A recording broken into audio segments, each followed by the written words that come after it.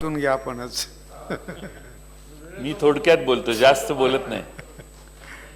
अध्यक्ष, हा भाषण पटलावर नंतर जे आठवणार नाही आता ते नंतर पटलावर ठेवायची मला परवानगी असावी. अध्यक्ष महोदय, सामान्य प्रशासन विभागाचा विषय गेल्या 2 दिवसापासून फार मोठ्या प्रमाणात चर्चेला जातोय. मंत्रालयातल्या उपसचिवांच्या बाबतीत काय चर्चा चालू आहे मी त्याचा उल्लेख पुन्हा करून आपला वेळ घेत नाही. अध्यक्ष महोदय, आपल्या विभागामार्फत सरकारी निवासस्थानाचं वाटप कर्मचाऱ्यांना आणि अधिकाऱ्यांना केलं जातं आणि यासाठी फार मोठी प्रतीक्षा यादी आहे. क्लार्क असतील, सहाय्यक वर्गातील कर्मचारी असतील. अध्यक्ष महोदय, ज्याची ऑर्डर निघेल 50% कर्मचाऱ्यांना जागा नाही म्हणून शेवटी ते मुंबईच्या बाहेर परत जायचा प्रयत्न करतात. 5-5, 7-7 वर्ष घरं मिळत नाहीत कर्मचाऱ्यांना.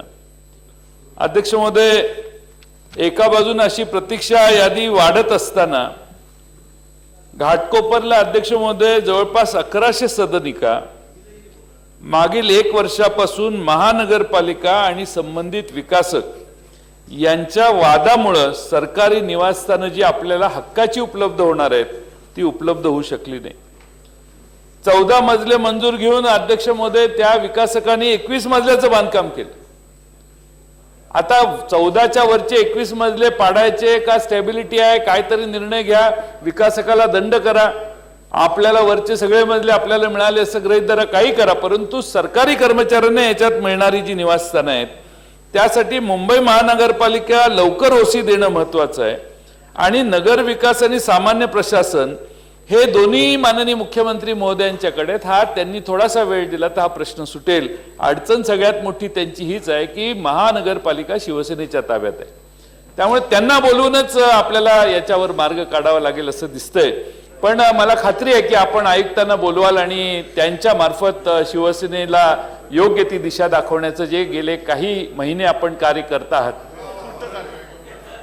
ते पुढे कायम करून हा प्रश्न नक्की मंत्री महोदय, अध्यक्ष मुख्यमंत्री महोदय सोडवतील असं मला वाटतंय. अध्यक्ष महोदय, जमलं तर एखादं सरकारी कर्मचाऱ्यांची बदली झाली, ट्रान्सफर झाली, मुंबईत आले तर एखादं छोटंसं हॉस्टेल त्यांच्यासाठी उपलब्ध करावं अशी त्यांची मागणी आहे. अध्यक्ष महोदय, मंत्रालयात जवळपास 5527 पदापैकी 1117 पदं रिक्त आहेत आणि मंजूर पदात आणि 20% जवळपास अध्यक्ष महोदय रिक्त पदं असल्यामुळं सरकारी कर्मचाऱ्यांना जर आपण थोडंसं विश्वासात घेऊन विचारलं तर ते म्हणतील आम्हाला एवढा ताण आहे की अध्यक्ष महोदय याच 20% पदाची रिक्त पदं जी आहेत ती भरण्याचं काम अध्यक्ष महोदय सरकारने केलं पाहिजे. मागच्या जुलै 2015 मध्ये पाणी पुरवठा विभागातील कैलासवासी नंदू तडवी या अवर सचिवाचं देखील याच ताणतणावामुळं निधन झालं. त्याला खरं म्हणजे मदत त्याच्या कुटुंबाला करण्याची गरज होती, पण सरकारी कर्मचाऱ्यांना फारसं महत्त्व देत नसल्यामुळं त्याच्या या प्रश्नाकडे आणि त्याला मदत देण्याच्या भावनेकडे दुर्लक्ष झालं असेल कदाचित. अध्यक्ष महोदय, मुख्यमंत्री महोदयांचं कार्यालय असेल, अन्य मंत्र्यांची कार्यालय असतील. अध्यक्ष महोदय, आपल्याला कर्मचारी घ्यायचे असतील तर रीतसर रेग्युलर घ्या, पण लोन बेसिसवर किती कर्मचारी घेतले ह्याची जर माननीय मुख्यमंत्री महोदय आपल्याच कार्यालयातली संख्या जर बघितली तर लोन बेसिसवर एवढी संख्या आपल्या कार्यालयात आहे की आता कार्यालयात बसायला जागा कमी पडायला लागली आहे कर्मचाऱ्यांना. त्यामुळे थोडंसं आपण म्हणजे आम्ही कधी आलेलो नाही आपल्या कार्यालयात फारसं, पण आपण थोडासा फेरफटका मारला तर बसायची व्यवस्था कर्मचाऱ्यांची नाही, एवढी संख्या आता कर्मचाऱ्यांची आहे. मुख्यमंत्र्यांचं कार्यालय सक्षम असलं पाहिजे याबद्दल आमचा कोणताही आक्षेप नाही, पण घेतणाऱ्या सगळ्या कर्मचाऱ्यांना बसण्याची चांगली व्यवस्था असावी ही मागणी त्यांची आहे, माझी नाही. आणि काही लोकांनी मला येऊन भेटून सांगितलं की तुमच्या भाषणात हा मुद्दा घाला, म्हणूनच माननीय मुख्यमंत्री महोदय मी याचा उल्लेख करतोय, अन्यथा माझा काही तुमच्या कार्यालयावर फारसा आक्षेप नाही. अध्यक्ष महोदय, आता IAS अधिकाऱ्यांची पदं रिक्त आहेत, कार्यभार अतिरिक्त दिलेला आहे. कौशल्य विकास हे या देशात मेक इन इंडियासाठी सगळ्यात मोठं महत्व असणारं खातं आहे. कौशल्य विकासाचं एवढं महत्व आहे की फार मोठ्या प्रमाणात त्यांचं नाव घ्यायचं नाही असं मगाशी ठरलेलं आहे, त्यामुळे या देशाचे मुख्यमंत्री महोदयांना माहिती आहे की नाही माहित नाही, नरेंद्र मोदी साहेबांचं नाव घेतलं की या सभागृहात चालत नाही, वेगळे दिवस आलेले आहेत, त्यांचेच अच्छे दिन कमी व्हायला लागलेले आहेत असं वाटतं. त्यामुळे मला त्यांची बाजू घेण्याचं काम याच्यासाठी आता या बाजूने करावं लागतंय. नरेंद्र मोदी साहेबांना अध्यक्ष महोदय कौशल्य विकासात एवढा रस त्यांनी घेतलेला आहे. महाराष्ट्राच्या मुख्यमंत्र्यांनी फार मोठा इंटरेस्ट घेतला आणि कौशल्य विकासाला जास्त महत्व दिलं. अध्यक्ष महोदय, आपण एखादा जोर हातात घेतला, एखादा मनात प्रोजेक्ट आला, एखादा कार्य हातात घ्यायचं ठरलं की त्या कार्यासाठी आवश्यक असणाऱ्या सगळ्या गोष्टींची काळजी आपण स्वतः प्रमुखाने घेणं आवश्यक आहे. पण अनुभव काय, तर कौशल्य विकासाचे सचिव जे होते आमचे सद्दू, त्या संधू साहेबांची बदली सहकार खात्याकडे केली. आता सहकार खात्याकडे गेली, ते बिचारा ते कौशल्य विकासात आधी रमत नव्हता, ते रमायला लागला. थोडासा इंटरेस्ट घेतला, कसं कसं प्लॅनिंग करायचं कौशल्य विकासाचं आमचे संधू बघायला लागले, ती त्यांची बदली झाली तिकडे सहकार खात्यात. आता चंद्रकांत दादांच्या मार्गदर्शनाखाली सहकार खात्याचे त्यांचं काम चालू आहे. आणि कौशल्य विकास जे आशिष शेलार साहेब आपल्या माननीय नरेंद्र मोदी साहेबांचा प्रमुख कार्यक्रम आहे, त्या कौशल्य विकासाला आता सरकारने अडगळीत टाकलं. त्या सहकार खात्याच्या सचिवांच्याकडे ऍडिशनल भार दिलेला आहे. ऍडिशनल भार म्हणजे निग्लिजन्स. तू हे सहकार खातं पहिल्यांदा बघ आणि जमलं जाता जाता अर्धा पाऊण तास कधी मुख्यमंत्र्यांनी मीटिंग बोलवली तर जाऊन मीटिंग करून ये. याच्यापेक्षा ऍडिशनलला फारसा अर्थ माझ्या दृष्टीनं नाही आहे. आणि म्हणून माननीय मुख्यमंत्र्यांना माझी विनंती आहे, हे केंद्र सरकार आपल्याला जर IAS अधिकाऱ्यांची संख्या कमी येते, 66-33 प्रमाण असतं आपलं सरळ सेवा भरतीचं आणि पदोन्नतीचं, आणि सध्या पदोन्नतीमध्ये 85% महसूल अधिकारी आणि 15% इतर विभागातले अधिकारी असं प्रमाण आहे. आता हे बदलून सरळ सेवा आणि पदोन्नतीचं प्रमाण जर केंद्राकडून IAS अधिकारी येत नसतील तर 50-50% करा. 50% राज्यातल्या सर्व विभागातील अधिकाऱ्यांना त्यांच्या संवर्ग संख्येच्या प्रमाणात संधी द्या. राज्याच्या प्रश्नांची आणि विविध भागात काम केल्याचा अनुभव असणाऱ्या लोकांची IAS अधिकाऱ्यांची संख्या वाढण्यात देखील नक्की त्यातनं फायदा होईल असं मला वाटतंय. अध्यक्ष महोदय, खरं म्हणजे प्रशासन हे सगळ्यात महत्वाचं खातं आहे. प्रशासनाचं खातं हे सामान्य प्रशासन हे नेहमी मुख्यमंत्र्यांच्याकडे राहिलेलं आहे. कुठल्याही यापूर्वीचं हिस्ट्री काढली तर बघा.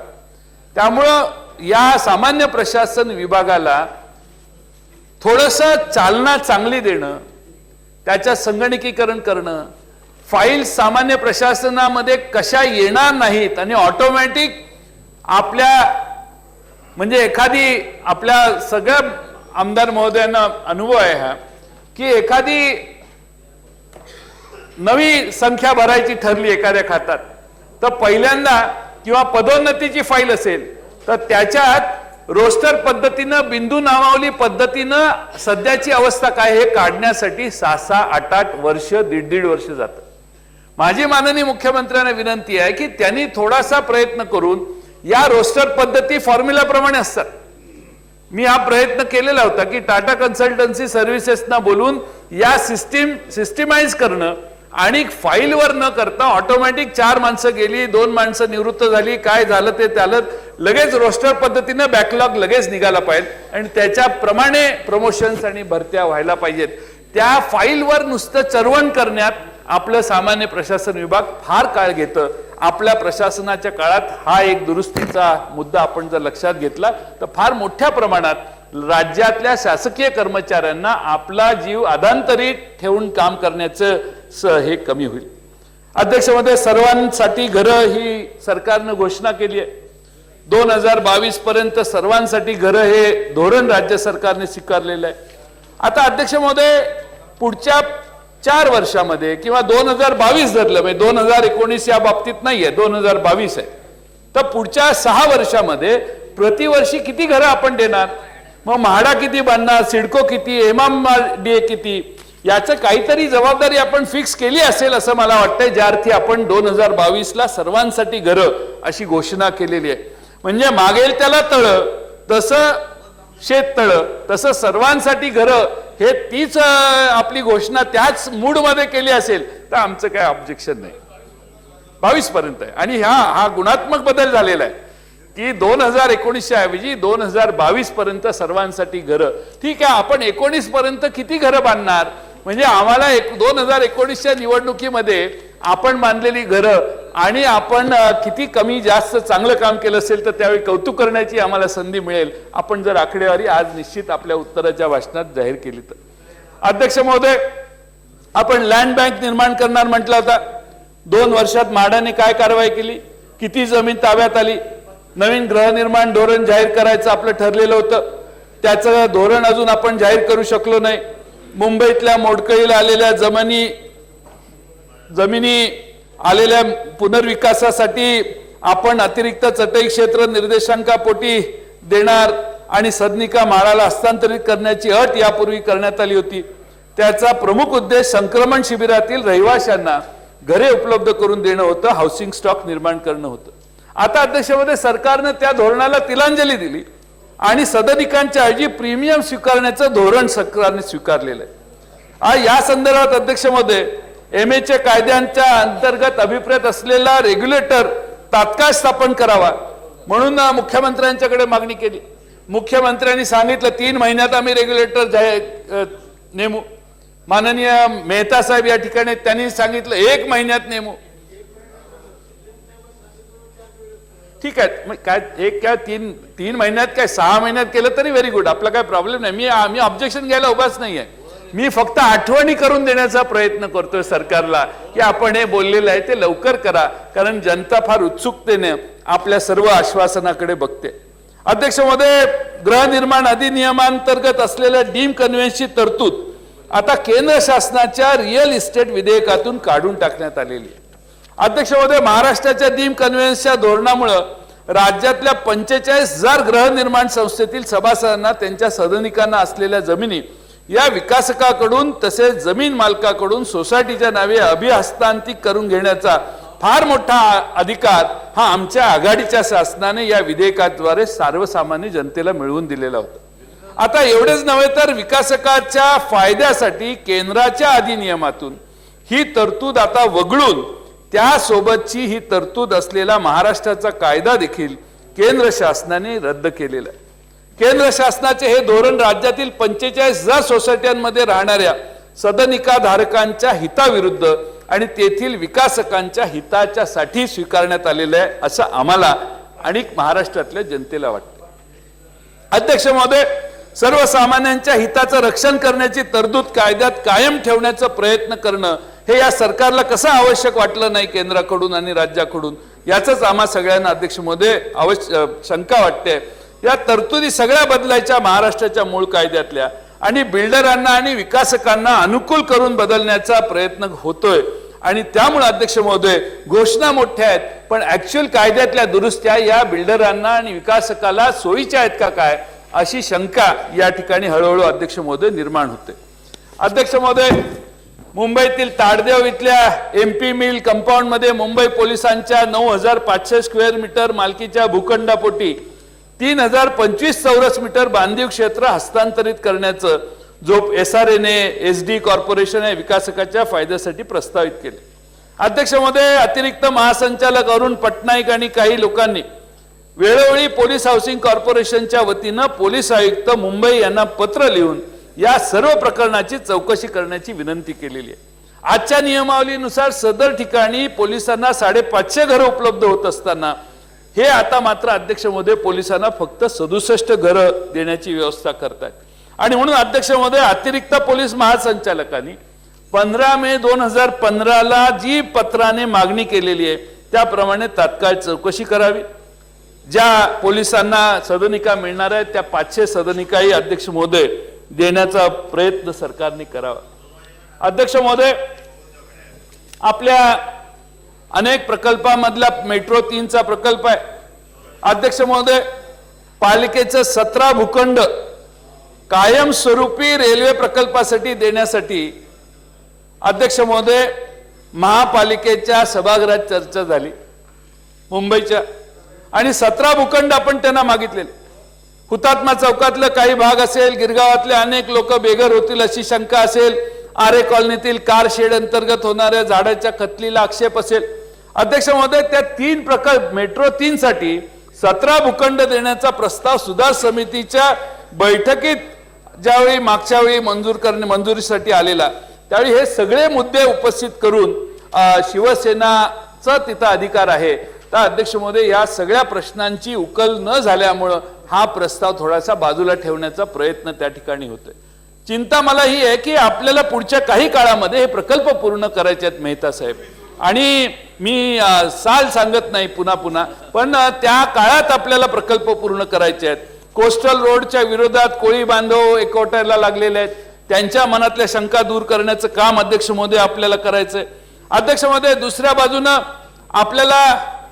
आपण घरांची चर्चा करतो.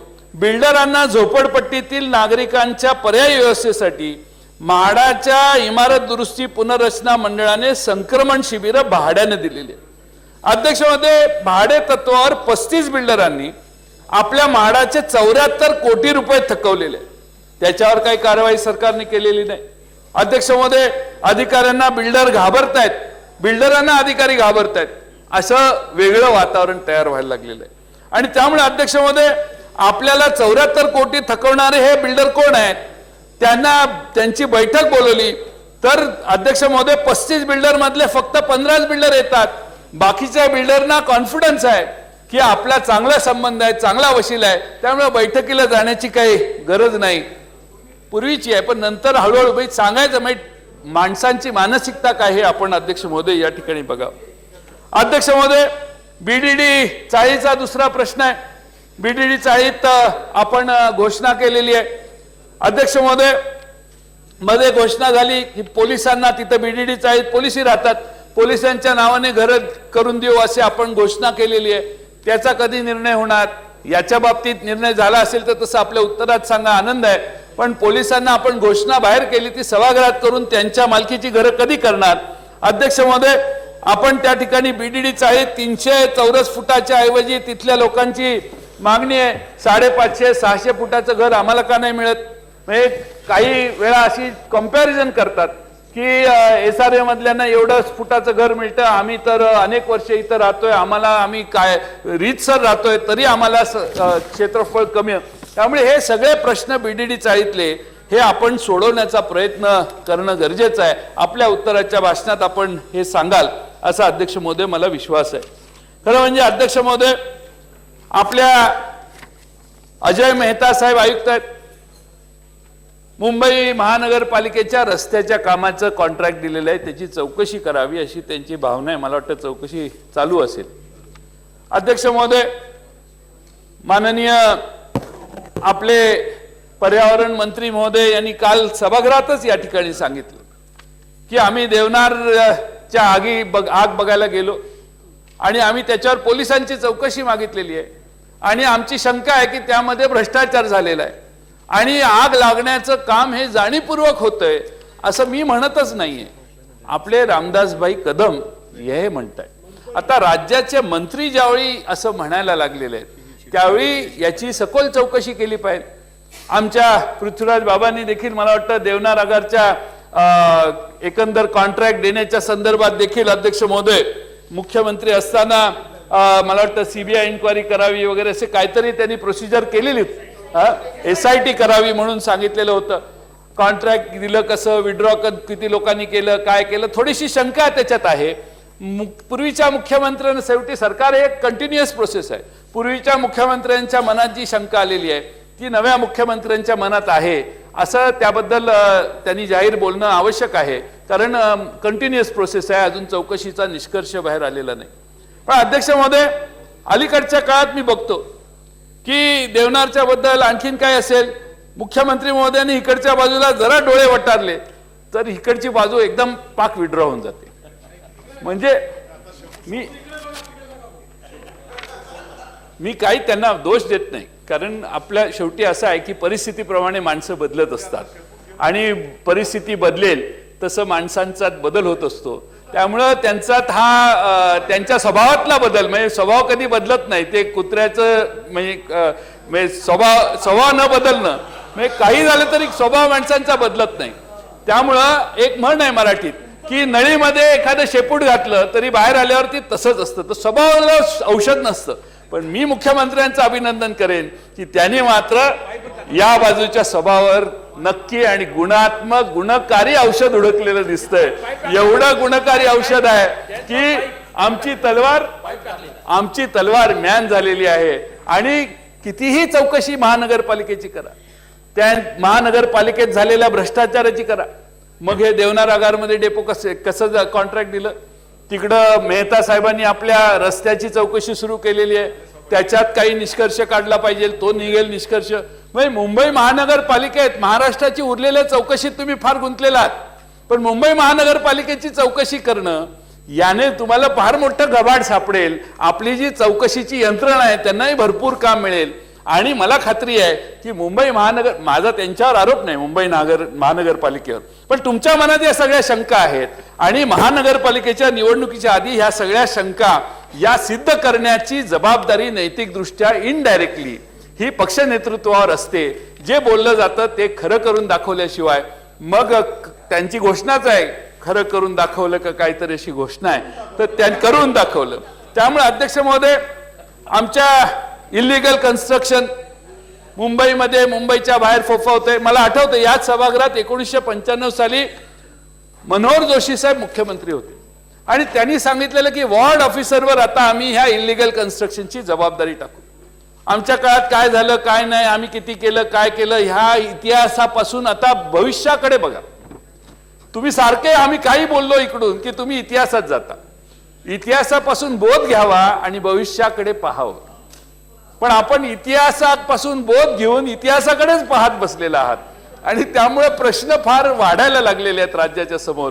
माझी सन्माननीय मुख्यमंत्री महोदयांना विनंती की गेल्या कल्याण डोंबिवली वगैरे जे आपण घोषणा केली सगळ्यांना रेग्युलर, जनतेला त्रास झालाच नाही पाहिजे, पण ज्या वॉर्ड ऑफिसरने राम कदम साहेब इलिगल कन्स्ट्रक्शन कडे डोळाझाक केली त्यांना हुडकलं पाहिजे, त्यांच्यावर कारवाई केली पाहिजे. असं मी नाही, 1995 साली त्याच ठिकाणाहून मनोहर जोशी साहेबांनी सांगितलेलं होतं.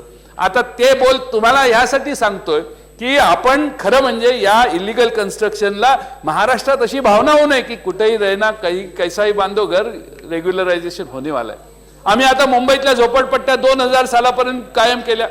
आता आपण, मला खात्री आहे की महानगरपालिकेची निवडणूक असल्यामुळे त्याकडे लक्ष देऊन आपल्याला 2017 पर्यंत किंवा 19 पर्यंतच्या कदाचित एखाद्या वेळेस घाईघाईत गडबडीत चुकून घोषणा करू शकाल तुम्ही की बाबा आम्ही 2019 पर्यंत जी झोपड्या बांधतील त्यांना रेग्युलराइज करू. पण किमान आपण काही ना काही निर्णय याच्यात घ्याल. 2000 सालापासून 2002 सालापर्यंत घेणार का, 2011 सालापर्यंत घेणार का, 2015 सालापर्यंत घेणार का, आमच्या मेहता साहेबांच्या मतदारसंघातल्या जनतेनं मागणी केली म्हणून 2016 जानेवारीपर्यंत घेणार. आपला काहीतरी चॉईस, कुठेपर्यंत आपण या झोपडपट्ट्यांना कायम करणार याचा धोरणात्मक निर्णय घोषणा ही आपल्या उत्तरात व्हावी अशी अपेक्षा अध्यक्ष महोदय या ठिकाणी मी करतो. अध्यक्ष महोदय, धारावीचं हाऊसिंग आहे, मोठमोठ्या प्रमाणात याची अनेक वेळा घोषणा झाल्या. अशोकराव चव्हाण साहेब असतानाही त्याचा फार प्रयत्न झाला. माननीय पृथ्वीराज चव्हाण साहेबांनी अतिशय जोरदारपणाने त्या बाबतीत प्रयत्न केलेला होता. अध्यक्ष महोदय, त्या प्रयत्नातनं सेक्टर 5 मध्ये आता एक चांगली बिल्डिंग उभी राहिलेली, एक उभी सुरुवात झाली की नाही, सुरुवात फार महत्वाची असते. आणि 15 वर्षात नाही, बाबांची 5च वर्ष होती, मागची 3, 3.5, 4 वर्ष होती, पण झाली याला. आता असं आहे, तुम्ही आमची माननीय मुख्यमंत्री महोदय हे आमचे चांगले मित्र आहेत, मी त्यांना सांगणं बरोबर नाही, पण मागचा इतिहास काढून सगळ्यांना माहिती आहे, सगळ्यांचा निष्कर्ष झालेला आहे. आपण पलीकडे गेलात त्यातून, त्या निर्णयानंतर आता माननीय पृथ्वीराज बाबांनी सुरुवात केली म्हणून तिथे एक बिल्डिंग झाली, त्याला ऑब्जेक्शन कसं? त्यांनी सुरुवात केली, अतिशय अवघड कामाची सुरुवात त्यांनी वेळ देऊन व्यवस्थित केली. आता पुढच्या इमारती बांधणं फार अवघड नाही, पुढच्या इमारती बांधणं अवघड नाही. आणि म्हणून अध्यक्ष महोदय, माझी विनंती हे आहे की जी एक इमारत झाली त्याचे बेनिफिशियरी ठरवायला देखील तुम्हाला गेल्या 5-10 महिन्यात आलेले नाही. आम्ही एक बिल्डिंग बांधली तर अध्यक्ष महोदय त्याच्यात कोण राहणार हे अजून तुम्ही ठरवलेलं नाही. आपले बीजी शिर्केंनी तिथे एक बिल्डिंग बांधली, आणखीन 2-3 बिल्डिंगी बांधणार आहेत. अध्यक्ष महोदय, कॅश कॉन्ट्रॅक्ट पद्धतीवर आता डेव्हलपमेंट करायचं अशी काहीतरी कल्पना त्यात तुम्ही काढलेली आहे. अध्यक्ष महोदय, तिथल्या कॉटेज इंडस्ट्रीचं काय? धारावी हे फक्त झोपडपट्टी नाही आहे, तिथं कॉटेज इंडस्ट्री आहे, लेदरची इंडस्ट्री आहे, सगळ्या प्रकारच्या दुनियेत ज्या इंडस्ट्री असतील त्या सगळ्या इंडस्ट्री धारावीमध्ये असतात. त्यामुळे त्यांचं अकोमोडेशन तुमच्या या नव्या योजनेमध्ये कसं होणार हे जाहीर करण्याची गरज आहे. त्यामुळे धारावी हा विषय हा मुंबईच्या विकासात जसा बीडीडीचा महत्वाचा आहे तसा हाही विषय अध्यक्ष महोदय महत्वाचा आहे. अध्यक्ष महोदय, आमच्या रामदास कदम साहेबांनी मध्ये मिठी नदीची पात्रात पाहणी केली आणि त्यांनी सांगितलं तिथं गेल्या गेल्या त्यांच्या स्वभावाप्रमाणे शिवसेनेच्या पद्धतीनं की ज्यांनी अनधिकृतपणाने या ठिकाणी बांधकामं केली असतील, जे सगळं घाण त्या ठिकाणी सोडतायत, त्या सगळ्या कारखान्यांना वगैरे शिवसेना स्टाईलने त्यांचा बंदोबस्त करू असं त्यांनी फार चांगलं तिथल्या सगळे ज्यांचं तिथं पोल्युशन करण्यास जबाबदार लोक आहेत त्या सगळ्यांना जरब बसेल असं त्यांनी विधान केलं. थोड्या दिवसाने मुख्यमंत्री साहेबांनी इथं सभागृहात सांगितलं परवा उत्तर देताना की धारावी ही आपली जी काही मिठी नदी आहे त्या मिठी नदीमध्ये आपण बोटिंगची व्यवस्था करू. नाही, बोटिंग जलवाहतूक चालत थोडी आहे, बोटिंगनेच होणार ना.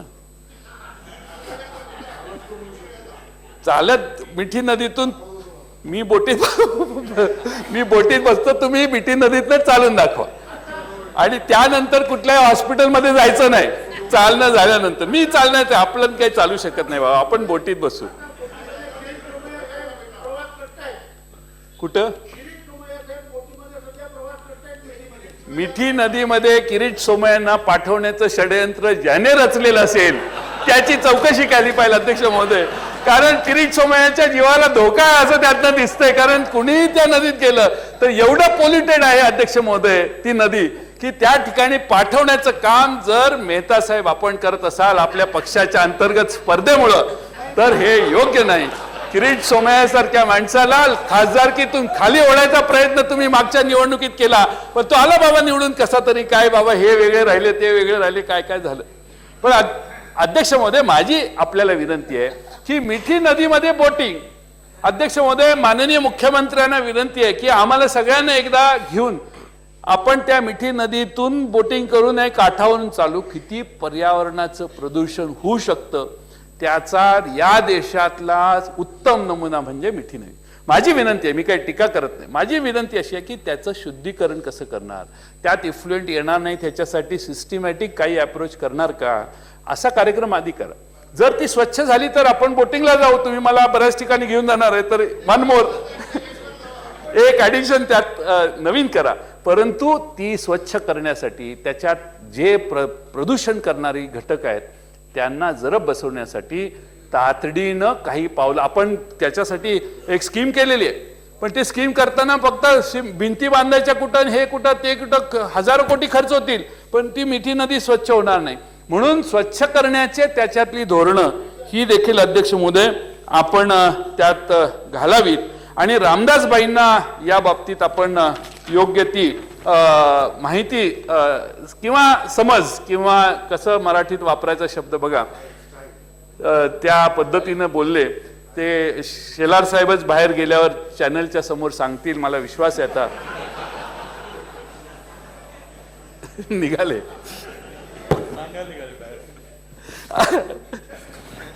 अध्यक्ष महोदय, दुसरा एक महत्वाचा प्रश्न आहे आणि तो म्हणजे या मुंबई शहराच्या सुधारणेसाठी बॉम्बे पोर्ट ट्रस्ट 38 मिनिटं आहेत आपल्याला, 38 मिनिटं आहेत आमच्या पक्षाला.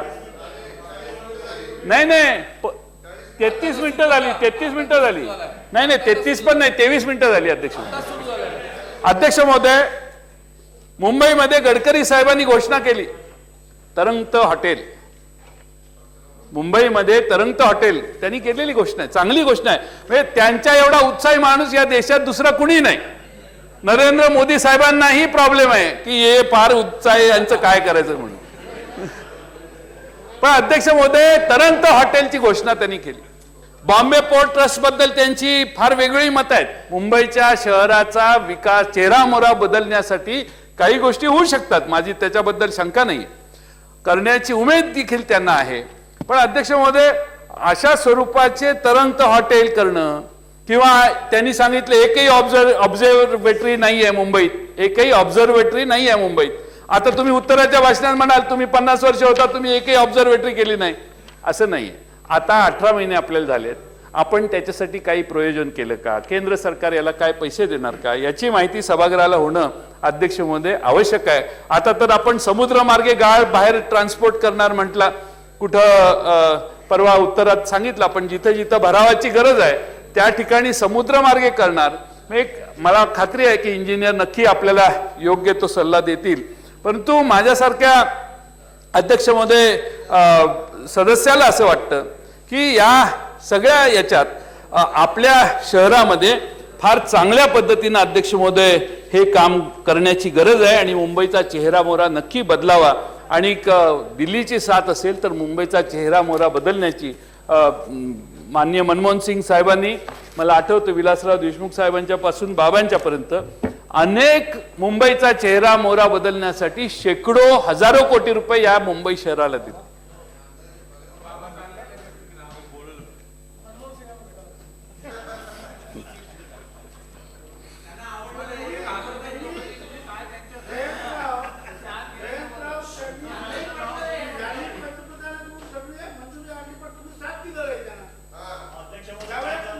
अध्यक्ष महोदय, मंत्री महोदयांना दालनात जाऊन त्यांच्या कुणी कुणाला किती साथ दिली याचा तपशील देण्यात येईल. सभागृहाचा मौल्यवान वेळ साथीबद्दल घेणं हे योग्य नाही. पण अध्यक्ष महोदय, मला या ठिकाणी एवढंच सांगायचं आहे की फार मोठ्या प्रमाणात अध्यक्ष महोदय मुंबईचा चेहरा मोहरा, शेवटचाच मुद्दा आहे, बदलण्याची गरज आहे. अध्यक्ष महोदय, आपल्या सरकारमध्ये अध्यक्ष महोदय आज महत्वाचा मुद्दा आपण मांडतोय. माननीय मुख्यमंत्र्यांचा हा दावा आहे की आमच्या काळामध्ये 42% कन्व्हिक्शनचा रेट गेलेला आहे. 6-8% होता तुमच्या, आम्ही जिकडे होतो त्यावेळी, तो आता 42% गेलाय. लेखी उत्तरही एके ठिकाणी दिले मला वाटतं आणि आपण बोललेलं आहे. माझी विनंती मुख्यमंत्र्यांना एवढीच आहे की ट्रॅफिक मधलं कन्व्हिक्शन किती, किरकोळ वेगळे मुद्दे आहेत त्याचं कन्व्हिक्शन किती, मग रेप मधलं कन्व्हिक्शन किती, मर्डर मधलं किती, अटेम्प्ट टू मर्डर, डकॉयटी, लूट, या चीटिंग वगैरे ह्या केसेस मध्ये किती, याचं एकदा सभागृहात पटलावर आपण ठेवावं. याचं बायफर्केशन एकदा महाराष्ट्राला कळू दे. माझी माहिती अशी आहे अध्यक्ष महोदय की अध्यक्ष महोदय वर्तमानपत्रात आले की आता बलात्कार, विनयभंग यात अध्यक्ष महोदय 21% वाढ झालेली आणि त्यामुळे अध्यक्ष महोदय क्राईम रेट वाढतोय असं आम्ही इकडनं सांगतोय. ते लॉ अँड ऑर्डरच्या वेळी आम्ही त्याच्यावर बोलू. पण अध्यक्ष महोदय, एका दिवसामध्ये नागपूर शहरामध्ये एका दिवसामध्ये 24 लोकांच्यावर मोका लावावा लागला आपल्याला. म्हणजे आपण एवढ्या मोठ्या प्रमाणात लोकांना मोका लावण्याची गरज भासायला लागलेली आहे. मागच्या महिन्यातच ही घटना झाली. अध्यक्ष महोदय, काल मी गणेश पांडेंचा विषय बोलला, आपण चिडला, रागवला, मी काय तक्रार करत नाही. पण हे गणेश पांडे कोण, अजूनही अरेस्ट झालेली नाही. एखाद्या महिलेच्या बद्दल असं करणं, मी काय तुमच्या पक्षाला दोष देत नाही, असू शकतं थोडं बहुत, काय एवढा मोठा पक्ष झाल्यावर असे 1-2-4 जण निघाले म्हणून तुम्ही सगळेच तसे आहात असं म्हणणं दिसायला बरं दिसत नाही. आणि बोललं तर सगळे उभे राहतात. त्यामुळे अलीकडं सकाळी मुख्यमंत्री महोदय नरेंद्र मोदी साहेबांचं नाव घेतलं, इथपर्यंत आले सगळे. म्हणजे चांगल्या अर्थाने बरं का, की त्यांनी 2012ला चांगलं भाषण केलं ते सांगत होतो, तर म्हणून नरेंद्र मोदींचा सगळ्या देशाने त्यांना मतदान केलेलं आहे, त्यामुळं देशाचे प्रधानमंत्री आहेत. तसं अध्यक्ष महोदय, माझी विनंती अशी आहे की या पक्षामध्ये आपल्या गणेश पांडेंचा एक मोठा किस्सा आहे, त्यांना लवकर मुख्यमंत्री महोदय अरेस्ट करा. टीव्ही बघितलं तर त्या पीडित महिलाही म्हणतात की माझा देवेंद्र दादांच्यावर विश्वास आहे, आणि ते पांडे म्हणतात नार्को टेस्ट व्हावी, दोन की हो, ये हो ते हो. आणि त्या पत्रातला पत्र माझ्याकडे आहे त्या महिलेचं, ते वाचणं बरोबर नाही, पण एवढं लज्जास्पद किंवा एखाद्या सामान्य माणसाला लाज वाटावी एवढं घृणास्पद वाक्य ह्या पांडेने, गणेश पांडेने वापरलेली आहेत. मराठी महिलेबद्दल अशी वाक्य वापरणाऱ्या माणसाला किमान त्या महिलेनं आता FIR केलेली आहे, चौकशी करणं, वेळ घालवणं, कशाला टाइमपास, एकदा अरेस्ट करून टाका, तुमची प्रतिमा उजळ होईल त्या निमित्तानं.